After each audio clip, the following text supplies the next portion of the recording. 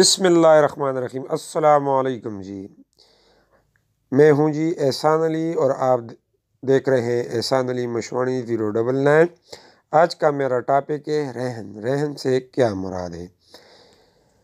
کوئی بھی شخص اپنی اراضی کسی دوسرے شخص کے پاس رکھتا ہے اور اس کے بدلے میں اس سے جو رقم قرض لیتا ہے، جو شخص زمین رکھتا ہے اس کو راہن کہا جاتا ہے، اور جس کے پاس رکھی جاتی ہے اس کو مرتہین کہتے ہیں۔ انگلش میں اس کو مورگیجی اور مورگیجر کہتے ہیں، اور اس تمام پروسیس کو مورگیج کہا جاتا ہے۔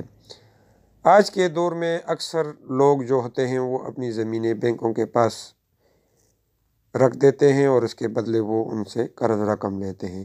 لیکن جو ہمارا ملک جو ہے، اس میں جو پرانا طریقہ کار ہے، وہ اکثر لوگ اپنی اراضی پراپرٹی کسی دوسرے شخص کے پاس رکھتے تھے اور اس کے بدلے اس سے کچھ نہ کچھ رقم قرض لے لیتے تھے۔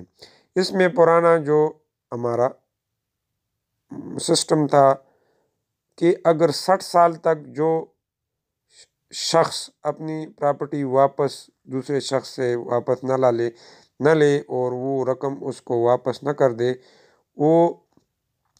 تو یہ پھر وہ جس شخص کے پاس وہ زمین رکھی جاتی تھی مرتہین کے پاس، وہ عدالت کو اس کو یہ اختیار حاصل تھا کہ وہ عدالت کے ذریعے ڈگری کرا لیتا تھا، اور وہ جو زمین جو اس کے پاس رہن شدہ ہے وہ اپنے نام کرا لیتا تھا۔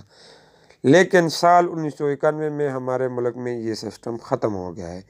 اب اگر آپ کے پاس 200 سال تک بھی کسی کی زمین رہن شدہ ہو تو اس کا اصل مالک وہی پرانا ہوتا ہے، وہ آپ اپنے نام پہ نہیں کر سکتے۔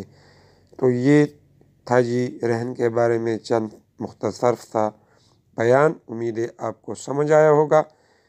آج کے لیے اتنا ہی۔ اللہ حافظ۔